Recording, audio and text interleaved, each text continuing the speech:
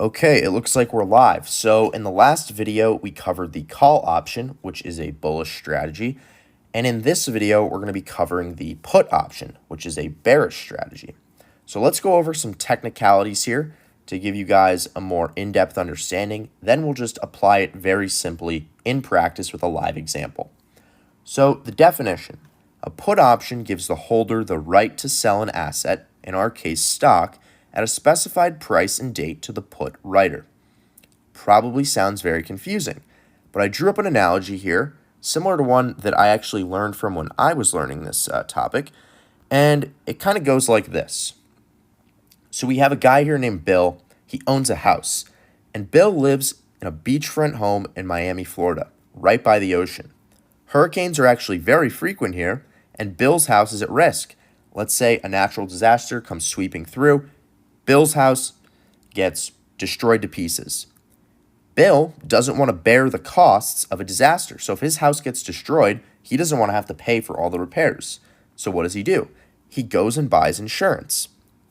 So we have Martha here, who works at the home insurance company. So Martha says she will actually take on the risk of Bill's house getting destroyed, and she'll pay for the damages if it happens. But if Bill wants this right, and if Martha wants to say, yeah, I will pay for it if the house gets destroyed, she's not going to do this for free, so she charges Bill an upfront cost for this protection, and that's called the option premium. So that sort of makes sense of what's going on here. Now, I want you guys to think about this. In this example or analogy, the house is equal to stock, and Martha then is the market. So what could actually play out here? Well, first, a record-breaking storm hits, and it destroys Bill's house. Well, lucky for him, he bought insurance, so he has protection. Obviously, he paid a premium for this protection, but still, it's nothing in comparison to the damages that have been done. So Bill exercises the put option, so that's put option, and Martha then pays for the repairs, just like she agreed. Second, storms are brewing, and others want protection, right? Because there's rumors of more hurricanes coming, and everyone wants to protect their home because they don't want to bear the costs. So Bill already bought the contract that gives him the right with the insurance company, so he can actually sell off his right, his protection contract then, for a higher premium than he paid, because now there's increased demand for house insurance. So there's actually a third scenario here, which I will write out here in small letters. So the third scenario is nothing happens, right? Meaning no damage to Bill's house and no hurricane comes through. So Martha actually just keeps the premium. So here's where Martha is actually making her money. I mean, she charged Bill the premium for this protection, but if nothing happens, she never has to repair the house. She just keeps the premium. So this is the same thing. Houses here is the equivalent of stock in the analogy, and Martha is equal to the market. So what are the basics here? Put option is a bearish strategy. We expect a decrease in the stock price, and we pay a debit to buy because this part of the course covers buying options. So you pay a debit to buy a call or put option. So in this case, we're paying a debit, just like Bill had to pay a debit or a premium for this protection. Okay, so let's go on to what you really need to know. Okay, so recall, in the last video, we talked about how we can think of an option contract as simply a piece of paper. So right here, piece of paper. And this piece of paper is tethered to the stock price. And for a call option, we can recall here that an increase in the stock price increases the call value contract, or the call contract value. So in the most simple terms, we can go onto the market and ignore all of the stuff about getting assigned shares, repairing houses. Just think of it very simply, because this is what you really need to know. Imagine that there was a piece of paper available for you to buy that said, you can buy this piece of paper, and if the stock price increases, so too does the piece of paper, and then you can sell it for a higher price than you paid. Should make sense. Okay, but now we have a put option. It works the same way. It's still a piece of paper that's for sale on the market, but you're told if you buy this piece of paper and the stock price that it's connected to decreases, then the put option value will actually increase, so you could sell it for more. Okay, so let's just go over a few mechanics here before we get into an example. So recall that we talked about delta. So just drawing a little symbol here. We talked about delta, and I'm going to cover this in more detail in further videos, but it's important to at least think about it now. So recall, if the call option had a delta of positive 0.60, that's green, then the call contract value would increase by $60 for every $1 move up in the underlying stock. So if you had an Apple call contract and Apple stock increased by $1, then the value of the contract would increase by $60 for every $1 move in the up in the Apple stock. So the opposite then works in the put option example. So put options have a negative delta first off. If a put option has a delta of negative 0.6, red, then the put contract's value would decrease by $60 for every $1 move up in the stock. Because remember, the put option contract increases in value when the stock price decreases. So if for every $1 move up in the stock, we would expect the value then to decrease because this is a bearish play.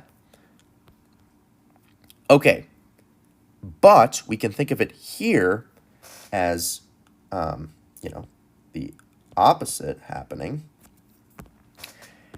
So the value then of the put option would increase by $60 for every $1 move down in the underlying stock. Remember, when the stock price moves down, our piece of paper that we bought increases in value for us to sell it then for more.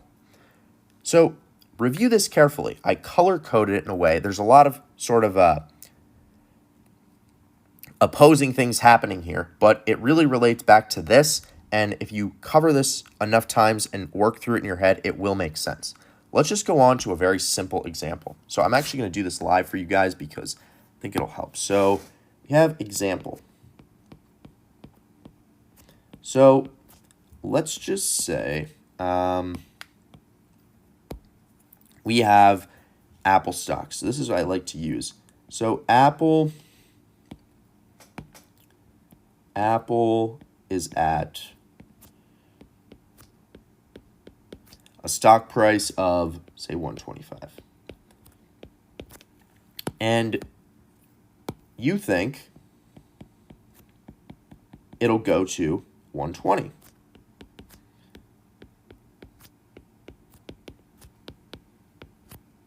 Per share. Okay, so we're expecting a decrease in the stock price. So what do we want? We obviously here want a put option. And recall, don't even think about us getting assigned shares, the house. Just think about this. The put option is the piece of paper. And we know that if we buy this piece of paper, that's a put option contract, if the stock price goes down, then the piece of paper's value goes up and we can resell it for more. So let's just say we pay, this would cost us a debit, so we have to buy, obviously, just like Bill had to buy the protection, he had to pay a premium. So let's just say we bought the Apple, now this is not a good time to use green, so let's say we bought the Apple 120 put for an expiration of, June 30. Okay, so we bought the Apple 120 put for June 30. Now, remember, think of it as the piece of paper. It increases in value when the stock price decreases. So let's just say in 1 week, and let's give this an actual delta. So let's say this contract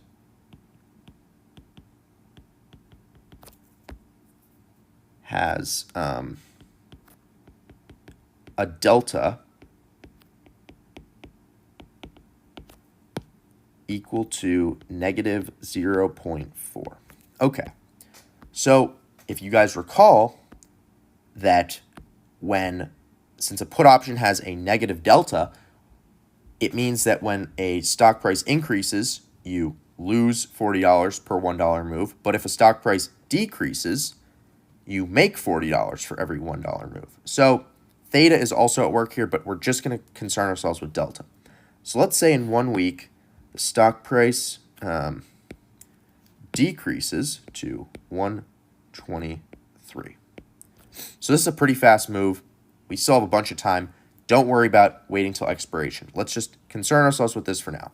So the stock price decreased by $2. So how does this relate to the delta?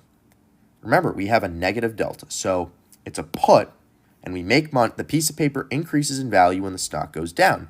So the stock decreased by $2. That means our contract value has now increased by 0.4 times 2, or 0.8, which is equal to $80.